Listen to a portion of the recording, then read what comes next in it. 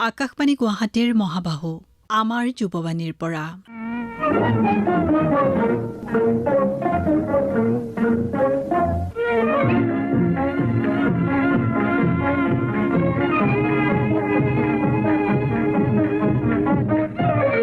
নমস্কাৰ শ্ৰোতাসকল, আমাৰ যুৱবাণীৰ পৰা অনুষ্ঠানটিলৈ আপোনালোকক আদৰণি জনাইছোঁ। আজিৰ অনুষ্ঠানত আপোনালোকলৈ আগবঢ়াইছোঁ এখনি প্ৰামাণ্য আলেখ্য প্ৰাচীন মন্দিৰসমূহৰ সন্ধানত।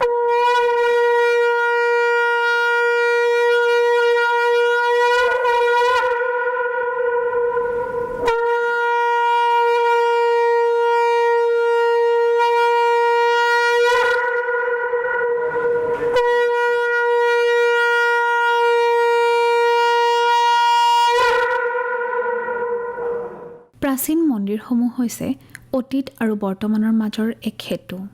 এই কথাষাৰিক বুকুত বান্ধি আমি অতীতৰ ছায়াত খোজ কাঢ়ি প্ৰাচীন জ্ঞানৰ সন্ধানত ওলাই গৈছিলোঁ। কেতিয়াবা কিছুমান বস্তু আমাৰ ওচৰতে থাকে, সদায় দেখি থাকোঁ, কিন্তু তাতো যে কিবা ৰহস্য আছে সেই কথা আমি অনুধাৱনে নকৰোঁ। আমাৰ লগতো ঠিক তেনেকুৱাই হৈছিল। লক্ষ্যহীনভাৱে যাত্ৰা আৰম্ভ কৰিছিলোঁ যদিও লক্ষ্যস্থান পাবলৈ বৰ বেছি সময় নালাগিল। আমি আমাৰ সমীপতে থকা গান্ধী মণ্ডপলৈ উঠি যাওঁতে কেইবাটাও প্ৰাচীন মন্দিৰ দেখিবলৈ পাইছিলোঁ। গান্ধী মণ্ডপলৈ উঠি যোৱা পথছোৱা, তাৰ চৌদিশ, কি যে মনোমোহা সেই প্ৰাকৃতিক সৌন্দৰ্য। লগতে ঠাইখনত থকা প্ৰাচীন মন্দিৰসমূহে ঠাইখনক অতুলনীয় সৌন্দৰ্যৰ অধিকাৰী কৰি তুলিছে। গান্ধী মণ্ডপৰ সেই সুন্দৰ বাটটোৰে আমি আগবাঢ়ি গৈ থাকোঁতে এটা প্ৰাচীন প্ৰাকৃতিক শিৱ মন্দিৰ দেখিলোঁ। মন্দিৰৰ ভিতৰতে সোমাই গৈ আমি মৰ্মে উপলব্ধি কৰিছিলোঁ যে প্ৰকৃতি সঁচাকৈয়ে শ্ৰেষ্ঠ নিৰ্মাণকাৰী। মন্দিৰ পৰিচালনা সমিতিৰ সভাপতি কমল চৌধুৰীয়ে মন্দিৰটোৰ বিষয়ে আমাক ক'লে। নমস্কাৰ, মই এই অঞ্চলৰ এজন বয়োজ্যেষ্ঠ মানুহ হিচাপেই এই মন্দিৰৰ বিষয়ে অলপ কিছু জানো। ইমান বিশেষ নাজানো, কিন্তু যথেষ্টখিনি জানোৱেই যে মন্দিৰকেইটাৰ লগত আমি জড়িত। মই আৰু আমাৰ ছেক্ৰেটাৰী আছে, ইয়াৰ এই বাসিন্দা। এই প্ৰাকৃতিক শিৱ মন্দিৰটো এসময়ত এইটো এটা ডাঙৰ গুহা আছিলে, য'ত আজিৰ পৰা 400-500 বছৰ আগতে এই মন্দিৰটো যেতিয়া কথিত আছে, এই মন্দিৰটো যেতিয়া ইয়াতে মা প্ৰতিষ্ঠিত আছিলে, তেতিয়া তলৰ পৰা সাধু সন্যাসীবিলাকৰ অহাৰ ৰাস্তা নাছিলে। এই পাহাৰ বগাই ইয়ালৈ আহিছিলে। ইয়াত আহি মা দৰ্শন কৰাৰ পিছত তেওঁলোকে সেইটো এটা গুহাটোত এটা থকাৰ কাৰণে এটা উপযুক্ত হিচাপে তেওঁলোকে ব্যৱহাৰ কৰিছিল সেইটো সময়ত। তাৰপৰা পৰ্যায়ক্ৰমে লাহে লাহে তাতেই এই সাধু সন্যাসীবিলাকে শিৱ বাবাৰ মূৰ্তি লাহে দুই এটাকৈ প্ৰতিষ্ঠা কৰিব আৰম্ভ কৰিলে। শিৱৰ লিংগ কিছুমান প্ৰতিষ্ঠা কৰিব আৰম্ভ কৰিলে। এই লাহে লাহে ওপৰৰ পৰা গৈ কিনে তলত মাৰ ওপৰত মাৰ মন্দিৰটো আছে, তলত আপোনাৰ শিৱ মন্দিৰটো আছে। সেই তেনেকৈ শিৱ পূজা তাত আৰম্ভ হ'ল। এই গৈ আজি এই প্ৰাকৃতিক শিৱ মন্দিৰৰ পৰ্যায়লৈ আহিলে। ইয়াতে ইয়াৰ ওচৰৰ মানুহখিনিয়ে ইয়াতেই ডাঙৰকৈ শিৱৰাত্ৰি এটা আয়োজন কৰে আৰু বহু মানুহৰ সমাগম হয় ইয়াতে। সেইটো হ'ল প্ৰাকৃতিক শিৱ মন্দিৰ। প্ৰথমতে আপোনাৰ সাধু সন্যাসীসকলে কেৱল প্ৰাকৃতিক বতাহ বৰষুণ বা তেনেকুৱা আশ্ৰয়স্থলী হিচাপে সেইটো ব্যৱহাৰ কৰিছিলে।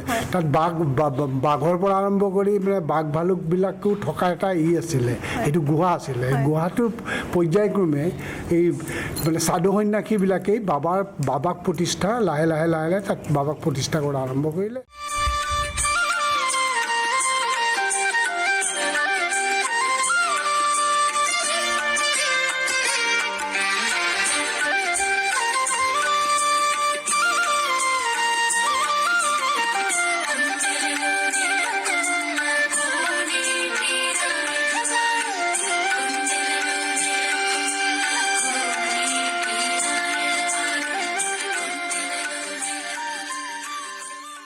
এটি প্ৰাকৃতিক গুহাৰ পৰা মন্দিৰটোৱে বৰ্তমানৰ কেনেকৈ ৰূপ পালে সেই বিৱৰ্তনৰ বিষয়ে তেওঁ আমাক খুব সুন্দৰকৈ কৈছিল। এই পাহাৰখনক শৰণীয়া পাহাৰ বুলিও কোৱা হয়। ঠাইখনৰ নাম শৰণীয়া কেনেকৈ হ'ল সেই বিষয়েও তেওঁ আমাক খুব সুন্দৰকৈ ক'লে। শৰণীয়া পাহাৰখন প্ৰতিষ্ঠা হোৱাৰ দুটা কাৰণ আছিলে। তাৰ ভিতৰত এটা কাৰণ আছিলে ৰজাই শৰণ ল'ব লাগে। যিহেতু ৰজাই শৰণ ল'ব লাগে, ব্ৰাহ্মণৰ ওচৰত হয় ব্ৰাহ্মণটোৰ ওচৰত ৰজাত মানে আঁঠুকাৰি শৰণ ল'ব নোৱাৰে হয়। গতিকে ৰজা ওপৰত উঠিছিলে বামুণ তলত আছিলে তলত থাকি তেনেকৈ ইয়েৰে শৰণ লৈছিলে শৰণ লোৱাৰ কাৰণে ৰজাই শৰণ লৈছিলে। এইখন পাহাৰৰ নাম শৰণীয়া হ'ল সেইটো এটা কাৰণ হয়। আৰু ছেকেণ্ড কাৰণ এটা হ'ল যে এই পাহাৰখনত এই কোচ ৰাজবংশীৰ পৰা কিছুমান ট্ৰাইবেল মানুহখিনি যিটো অৰিজিনেলখিনি ট্ৰাইবেল মানুহ আছিলে এটা সময়ত ভূমিপুত্ৰবোৰ তেওঁলোকে কনভাৰ্টত লাহে লাহে শৰণ ল'লে শৰণ লৈ তোমাৰ কোচ চুচ এই জাতীয় মানুহখিনি কি হ'ল এই মানুহখিনিক ইয়াতেই শৰণ দিয়া হৈছিলে মানে জনজাতীয় মানুহখিনিও ইয়াতে শৰণ লৈছে শৰণ লৈছিলে তাৰপিছত ক্ৰমান্বয়ে ইয়াৰ নামটো শৰণীয়া পাহাৰ হিচাপে ই হ'ল এনে প্ৰাচীন জ্ঞানেৰে নিজৰ কৌতূহলখিনিক কিছু হাত পেলাই আমি পুনৰ সেই বাটেৰে যাত্ৰা আৰম্ভ কৰিছিলোঁ তাত থকা আন প্ৰাচীন মন্দিৰসমূহৰ বিষয়ে জানিবলৈ আমি গান্ধী মণ্ডপৰ একেবাৰে শীৰ্ষত উপনীত হৈছিলোঁ তাত এটি অতি প্ৰাচীন কালী মন্দিৰক কেন্দ্ৰ কৰি আছে আন 3টা মন্দিৰ সেয়া গণেশ মন্দিৰ হনুমান মন্দিৰ আৰু নাগ শংকৰ মন্দিৰ আমি জানিবলৈ পাইছিলোঁ যে এই কালী মন্দিৰটো এক পীঠ এই মন্দিৰটো মা কামাখ্যা মন্দিৰৰ সমসাময়িক বুলি ধাৰণা কৰা হয় মন্দিৰটোৱে আৰম্ভণিৰে পৰা বৰ্তমানৰ অৱস্থা কেনেকৈ পালে সেই বিষয়ে মন্দিৰ পৰিচালনা কমিটিৰ সম্পাদক কমল চৌধুৰীয়ে আমাক অৱগত কৰিলে এনেদৰে ইয়াত এটা কালী মন্দিৰ আছে যিটো কালী মন্দিৰ মা কামাখ্যা মন্দিৰটো যেতিয়া প্ৰতিষ্ঠা হৈছিল তেতিয়াৰ প্ৰতিষ্ঠাৰ লগত ইয়াৰ সংযোগ আছে যি সময়ত এয়াও শক্তিপীঠেই নেকি এওঁ শক্তিপীঠে মাটো শক্তিপীঠে এখন পীঠ এখন হয়। ইয়াত এসময়ত কথিত আছে এসময়ত ইয়াত বলি বিধানো হৈছিলে এটা সময়ত হয়। বুজিছানে আমি ইয়াৰ পৰা আজিৰ পৰা 200-250 বছৰলৈকে আমি মানুহৰ কিছু পাওঁ যাৰ ইটো আমি মানে ইয়াত পূজা পাতল কৰা মানুহখিনিৰ আমি বিষয়ে আমি ইয়াত গম পাওঁ 250 বছৰমানৰ আগৰ মানুহখিনিৰ তেতিয়াৰ পৰা ইয়াতেই এই যি সময়ত কালাপাহাৰে কামাখ্যা মা কামাখ্যাৰ মন্দিৰ কৰিছিলে ধ্বংস কৰিছিলে সেই সময়ত ইয়াৰ মানে যিখিনি ভূমিপুত্ৰ আছিলে তেওঁলোকে ইয়াৰ পৰা মাক লৈ গৈ তাত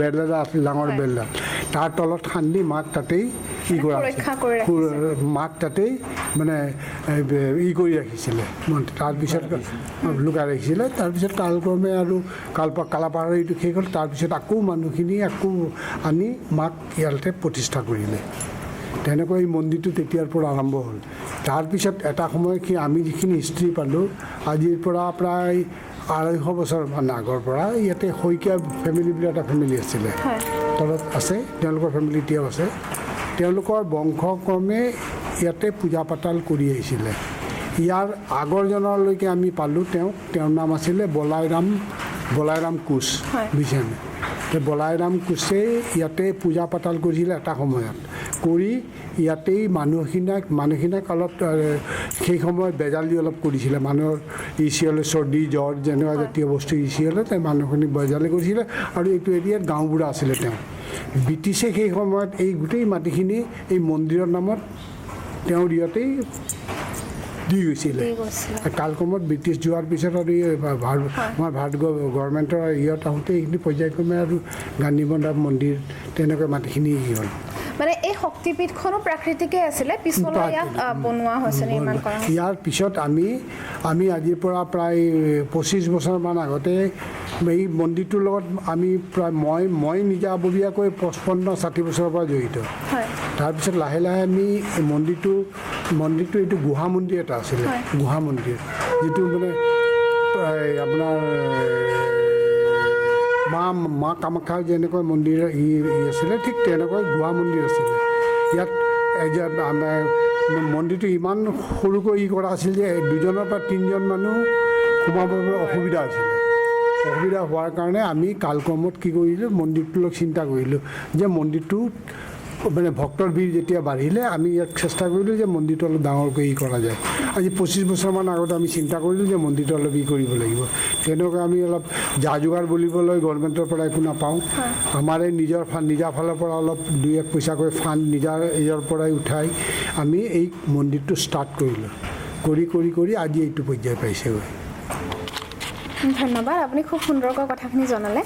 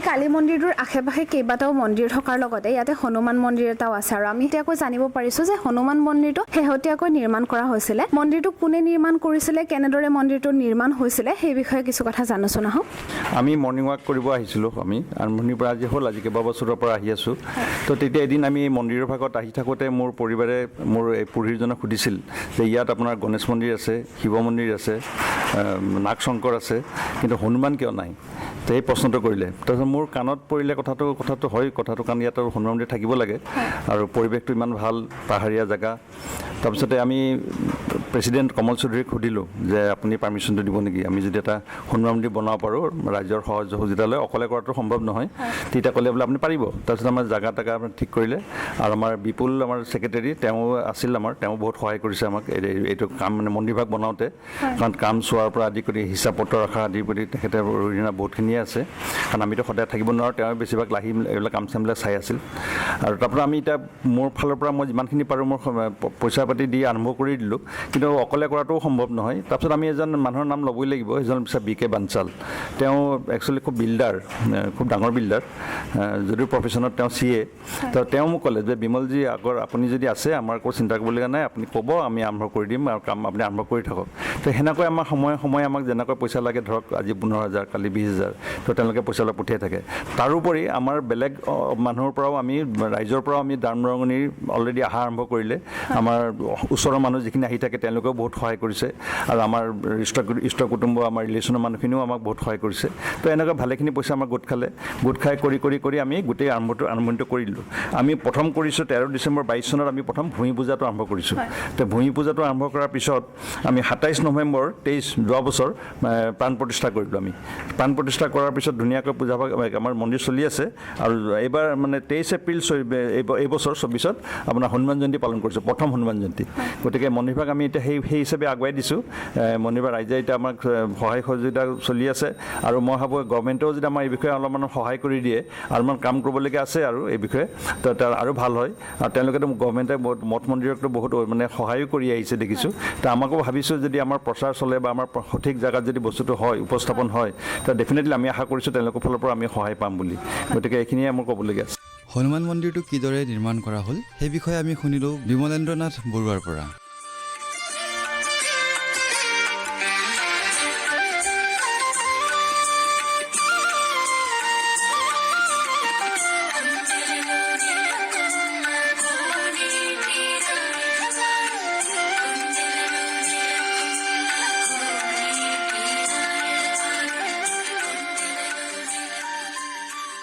আমি এইখিনিতে এগৰাকী ভক্তৰ সৈতে চিনা পৰিচয় হৈছোঁ তেওঁ বহু বছৰ ধৰি এই মন্দিৰ দুভাগলৈ আহি আছে আমি জানোচোন হওক তেওঁৰনো এই মন্দিৰলৈ অহাৰ অভিজ্ঞতাটো কেনেকুৱা ধৰণৰ আপুনি আপোনাৰ নামটো জনাব আৰু আপোনাৰ অভিজ্ঞতাৰ বিষয়ে আমাক কিছু কথা জনাওকচোন নমস্কাৰ মই প্ৰণৱিকাই কৈছোঁ মই আজি অহা এই মন্দিৰ ভাগলৈ অনুমানিক 5 বছৰমান বুলিয়েই ভাবিছোঁ এতিয়া হয়তো মোৰ সঠিক হেৰিটো মনত নাই নাজানো প্ৰথম যেতিয়া মন্দিৰ ভাগলৈ মই আহিছিলোঁ কিবা এটা যেন মই এটা মানে শক্তি এটা যেন অনুভৱ কৰিছিলোঁ এই মন্দিৰ ভাগৰ পৰা সদায় ৰাতিপুৱা আমি মৰ্ণিং ৱাক কৰিবলৈ আহোঁ গাটো ধুই আহোঁ আহি আমি প্ৰথমে গণেশ মন্দিৰ ভাগত সোমাওঁ তাৰপিছত শিৱ মন্দিৰ আৰু নতুনকৈ হোৱা হনুমান মন্দিৰ ভাগত সোমাওঁ লগতে নাগ শংকৰটো সোমাওঁ আৰু পাছত কালীমাৰ চৰণত সেৱা এটা সদায় আগবঢ়াওঁ নাজানো মাৰ কিবা কৃপাই নে হেৰি মই বহুতখিনি তেওঁৰ পৰা যেন কিবা মই মানে পজিটিভ এটা ৰিজাল্ট পাইছোঁ আৰু সদায় তেওঁৰ ওচৰত এটাই আশীৰ্বাদ কৰোঁ সকলোৱে যেন এই মন্দিৰ ভাগৰ বিষয়ে গম পায় আহে ভক্তপ্ৰাণ ৰাইজে মন্দিৰলৈ সমাগম হয় মই তাকেই বিচাৰোঁ কামনা কৰিছোঁ এই মন্দিৰ ভাগৰ আৰু যাতে প্ৰচাৰ হয় তেওঁ এই মন্দিৰৰ প্ৰচাৰ যেন বহুতলৈকে বিয়পি পৰে সেইটোৱে মই বিচাৰোঁ কামনা কৰিছোঁ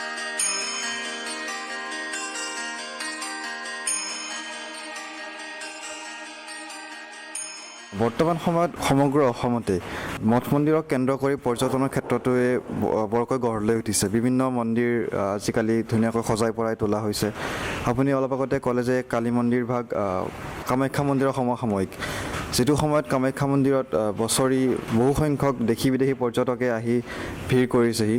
ইয়াত হয়তো তেনেকুৱা ধৰণৰ পৰ্যটকৰ আগমন হয়তো দেখা নাই। এই মন্দিৰকেইটাক কেন্দ্ৰ কৰি পৰ্যটনৰ ক্ষেত্ৰখন কি ধৰণে গঢ় লৈ উঠিব পাৰে, যিয়ে হয়তো গোটেই অঞ্চলটোক লাভান্বিত কৰিব, ইয়াৰ মানুহক এটা ব্যৱসায় বাণিজ্যৰ এটা সুবিধা প্ৰদান কৰিব, সেই দিশটো সম্পৰ্কে আপুনি অকণমান জনাওকচোন। প্ৰচাৰ আৰু প্ৰসাৰটো মেইন বস্তু। এতিয়া আপোনাৰ এইটো গান্ধী মণ্ডপ, এই গান্ধী মণ্ডপটোৰ নামতে গুৱাহাটীৰ এখন ইমান ধুনীয়া ঠাই, এখন পৰ্যটকৰ কাৰণে ইমান ধুনীয়া ঠাই এখন গভৰ্ণমেণ্টে কৰিছে, নকৰা বুলিও কোৱা নাই, কৰিছে, কিন্তু আৰু অলপ ছিষ্টেমেটিক যদি কৰে এই মন্দিৰটোৰ পৰা আপোনাৰ তলৰ পৰা এইখিনি উঠোতে প্ৰায় আপোনাৰ 3-4 কিলোমিটাৰ ৰাস্তা হয়। গতিকে পৰ্যটনৰ কাৰণে আপোনাৰ যদি গভৰ্ণমেণ্টে বিশেষকৈ গান্ধী মণ্ডপটো আৰু এই মন্দিৰটোৰ কাৰণে অলপ যদি আপোনাৰ মানে ট্ৰান্সপৰ্টৰ লাইনটো অলপ কৰি দিয়ে, এইটো প্ৰচাৰটো অলপ মন্দিৰটো আৰু গান্ধী মণ্ডপটোৰ প্ৰতি বাঢ়িব বুলি মই ভাবোঁ, বুজিছেনে? গভৰ্ণমেণ্টে এইখিনি 2-এটা মাজে মাজে আপোনাৰ গান্ধী জয়ন্তীৰ দিনাখন অলপ ইটো হয়। আৰু ইয়াৰ চাৰিওফালে আপোনাৰ আচল কথা গান্ধী মণ্ডপৰ চাৰিওফালে গোটেই পাহাৰখন মানে এনক্ৰ'জ হৈছে, মানে বেদখলৰ কবলত পৰাৰ কাৰণেও এটা কাৰণ মানুহ মানে অহাৰ কাৰণে অলপ চিন্তা কৰিব লগা হয়। তেনেদৰে পুলিচ প্ৰশাসনৰ ব্যৱস্থাটো অলপ খুব বেছি মানে বিচৰা ধৰণে নাপায়। গতিকে ঠাইখন অলপ হৈছে, অলপ গভৰ্ণমেণ্টে অলপ কৰিব লগা আছে ইয়াতে। মূলতঃ যাতায়াতৰ অসুবিধাটো এটা প্ৰধান কাৰণ, যাৰ কাৰণে ইয়াত সেইটো গঢ় লৈ উঠা নাই, নহয় জানো? আটাইৰে আপোনাৰ 2-4চকীয়া বাহন নাই। গতিকে গভৰ্ণমেণ্টৰ ফালে ট্ৰেন্সপৰ্টেশ্যনৰ অলপ কৰিলে ভক্তবৃন্দ অট'মেটিক অহাৰ এটা পায়, পথ এটা প্ৰশস্ত হ'ব। হয়, ধন্যবাদ। আমাৰ সৈতে বৰ্তমান উপস্থিত আছে শৰণীয়া পাহাৰত অৱস্থিত প্ৰাকৃতিক কালী মন্দিৰৰ মুখ্য পুৰোহিত পণ্ডিত নৱকুমাৰ শৰ্মা ডাঙৰীয়া। আমি তেখেতৰ পৰা কিছু কথা জানিছোঁ নহওক, এই মন্দিৰ ভাগতনো কি ধৰণৰ পূজা পাতল কৰা হয় বা ইয়াৰ লগত জড়িত অন্য ৰীতি নীতিৰ বিষয়ে। নমস্কাৰ, মই কালী মন্দিৰৰ পুৰোহিত। বহুদিনৰ পৰা মাৰ ওচৰত সেৱা কৰি আহিছোঁ। মাৰ পূজা হয় প্ৰত্যেক দিনে ৰাতিপুৱা 6 বজাৰ পৰা 8 বজাৰ ভিতৰত পূজা সমাপ্ত কৰা হয়। কেতিয়াবা অলপ দেৰিও হয়, সেইটো লৈ কোনো দিগদাৰি নাই। ভক্তপ্ৰাণ ৰাইজে যেতিয়া আহিব বিচাৰে তেতিয়াই মন্দিৰ খোলা থাকে। তাৰ উপৰি আমাৰ প্ৰত্যেক অমাৱস্যাত কালী পূজা, সংক্ষিপ্ত কালী পূজা হয়, সেই পূজা ভাগো ময়ে বন্ধ কৰোঁ। আৰু লগতে আমাৰ ইয়াত ভক্তগণে আহি এই পূজা ভাগত অংশগ্ৰহণ কৰে। আমাৰ ভক্তগণে ইয়াত পূজা ভাগ দিয়ে আৰু লগতে ভোগ নিৰ্মালি সকলোখিনি লয়। ভক্তপ্ৰাণ ৰাইজে ইয়াত বহুত অৰিহণা আছে। মাৰ অজস্ৰ বহুত ক্ষমতা আছে, য'ত নেকি মাৰ কৃপাত আজি এই মন্দিৰটো গঢ় লৈ উঠিছে। আগত পৌৰাণিক কালী মন্দিৰ হিচাপে ইয়াত এটা গহ্বৰ গুহাত আছিল, আৰু আজি এই সময়ত, আজি যিটো সময়লৈ আহিছে, এই সময়ত এই মন্দিৰ ভাগ অতি সুন্দৰভাৱে ভক্তৰ কাৰণে ইয়াত স্থাপন হৈছে। এই ভক্তগণে আহি ইয়াত দিনে ৰাতিয়ে পূজা পাতল কৰে। সকলোৱে ইয়াত আহি মূৰ দোৱাই মাৰ চৰণত সেৱা লয়, আৰু মাৰ যিখিনি শক্তি, সেই অপাৰ শক্তিৰ কাৰণে আজি মন্দিৰ ভাগৰ ইমান উন্নতি হৈছে। লগতে সকলোবিলাক যিবিলাক ভক্তপ্ৰাণ ৰাইজ আহে, তেওঁলোকে মাৰ চৰণত সেৱা নকৰি কোনোদিন গুচি নাযায়। আৰু ইয়াত ভোগ হয়, আমাৰ অমাৱস্যাত, প্ৰত্যেক অমাৱস্যাত ভোগ হয়। লগতে এই মাৰ পূজাৰ কাৰণে সকলোৱে যিকোনো ব্যক্তিয়ে আহি ইয়াত পূজা দিব পাৰে। আৰু আমাৰ প্ৰত্যেক মঙলবাৰ আৰু শনিবাৰে মাৰ ওচৰত অলপ বেছি টাইম আমি ধ্যানত বহোঁ, বেছি টাইম আমি পূজা কৰোঁ। আৰু ইয়াত প্ৰসাদ বিতৰণ হয়। আবেলি বন্তি প্ৰজ্বলন কৰি ইয়াত আৰতি দিয়া হয়। সেইমতে আমাৰ এই পূজা ভাগ চলি থাকে। মন্দিৰ ভাগৰ সুস্থ পৰিৱেশ এটা আছে। ইয়াত কোনো ধৰণৰ হাই হুল্লা নাই। সকলো ভক্তপ্ৰাণ ৰাইজ ইয়াত আহিব পাৰে। সকলোকে মই মোৰ ফালৰ পৰা সকলোকে আহ্বান জনাইছোঁ, মাৰ ওচৰলৈ আহক, সকলোৱে ইয়াত প্ৰণিপাত জনাওক, ভোগ নিৰ্মালি লওক, মাৰ নিৰ্মালি লওক। এই মোৰ ক'বলগীয়া এইখিনিয়ে। সৌভাগ্যক্ৰমে আমি গৈ পোৱাৰ কিছু সময় পিছতে মন্দিৰৰ পুৰোহিতে নিতৌ কৰাৰ দৰে মা কালীৰ ওচৰত ৰাতিপুৱাৰ পূজা আগবঢ়াইছিল, আৰু আমিও মাৰ আশীৰ্বাদ পাবলৈ সক্ষম হৈছিলোঁ।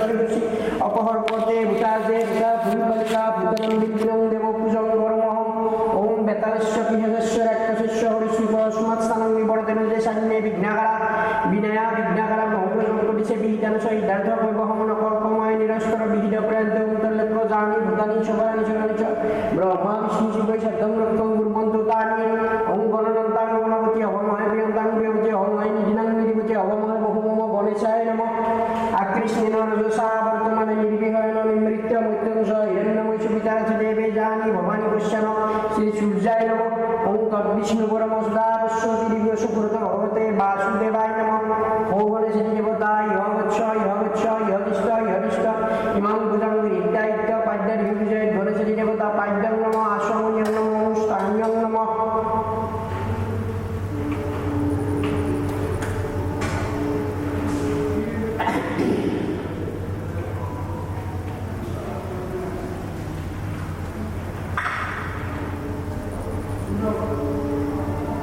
ওম করলাবদনং ঘোরং মুক্তকেশিং শত্রুভুজং কালিকাং দক্ষিণা দিব্যাং মুক্তামালা বিভূতাং সদ্যশিন্ন শিরখর্গ বামাদ্বয় করম ভুজং অভয়ং বরদস্নব দক্ষিণাদ্বয় পানিকাম মহামেঘ প্রভং সমং তথা শৈব দিগম্বরম পন্থাহ বক্তমণ্ডলী গল দুর্দিয় সর্ষিতাং করণাবতাং শতানি শব যুগ্ম ভয়নকরম ঘোর দন্ত্রাং করে লস্যম পানিন্নত পরিধরং শবনং করহং গতৈ কৃত্য কান্দিং হসৌক্যং সকদ্বয় গণিত ধারা বিস্ফুরিত নাম ঘোর বারং মহারুদ্রিং সুমহানালয়া বাসিনাম বালকা মণ্ডল কারণ লোচন ত্রয় ত্রয়ম্বিতাং দন্তারাং দক্ষিণাং ব্যাপী উত্তম্বিকং শস্যায়াম শবরূপ মহাদেবং হৃদয়ে পরিহংস্যাম শিবাভি ঘোর বারাভি চতুর্দিক্ষু সমন্বিতাম মহাকালেন সমন বিপরীতং রতাতুরাম সুখ প্রসন্ন বদনং শরণন সরুহম এবং সংস্থিত কালিকাং সর্বকাম সমৃদ্ধিদায়ম ক্রিং ক্রিং ক্রিং হুং হুং হ্রিং হ্রিং মা দক্ষিণকালিকায় নমঃ মা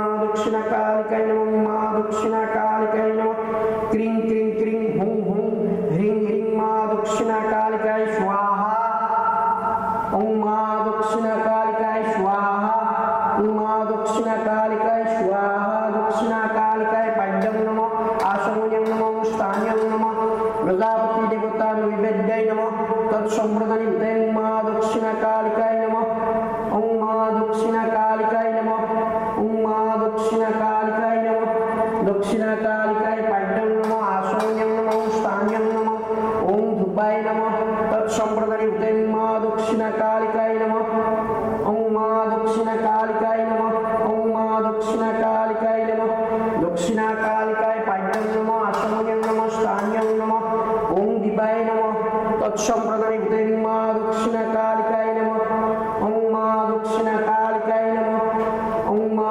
দক্ষিণকালিকায় নমঃ দক্ষিণকালিকায় পাদ্যং নমঃ আসমন্যং নমঃ স্থান্যং নমঃ ওম কন্যা জলায় নমঃ ওম কন্যা জলায় নমঃ ওম কন্যা জলায় নমঃ তৎসম্প্রদানি ভূতেং মা দক্ষিণকালিকায় নমঃ ওম মা দক্ষিণকালিকায় নমঃ ওম মা দক্ষিণকালিকায় নমঃ ওম মা দক্ষিণকালিকায় নমঃ মা দক্ষিণকালিকায় নমঃ মা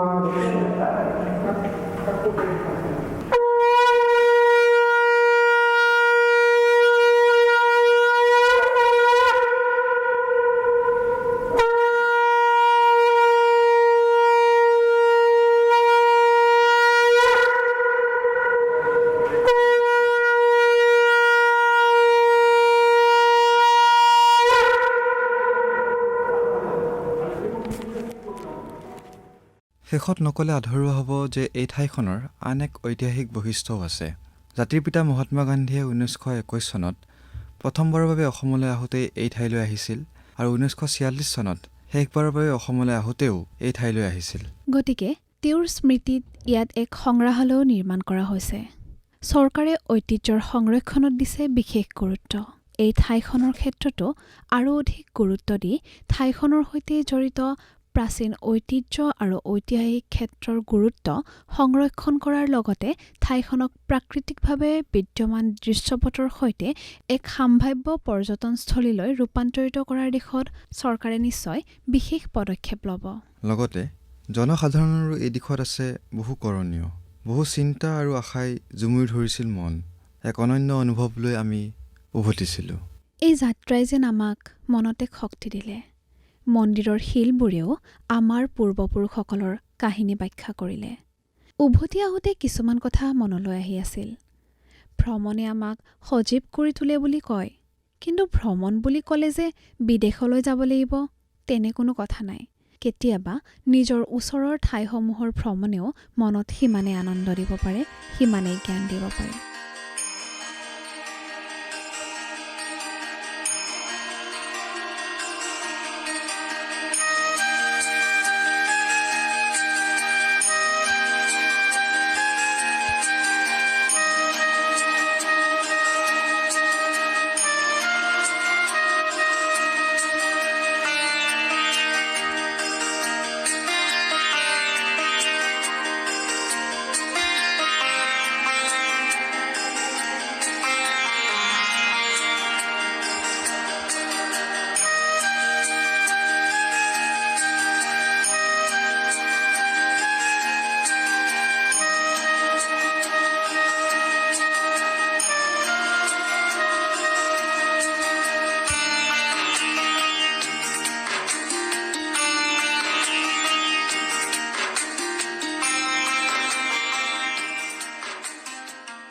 প্ৰাচীন মন্দিৰসমূহৰ সন্ধানত এই প্ৰামাণ্য আলেখ্যখনি যুগুতাই আগবঢ়ালে জেছমিন চুলতানা আৰু ধ্ৰুৱজ্যোতি মালাকাৰে।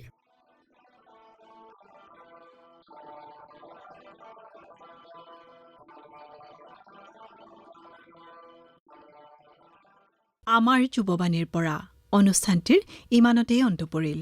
অনুষ্ঠানটিৰ প্ৰযোজনা কৰিলে ইন্দ্ৰজিৎ দাসে।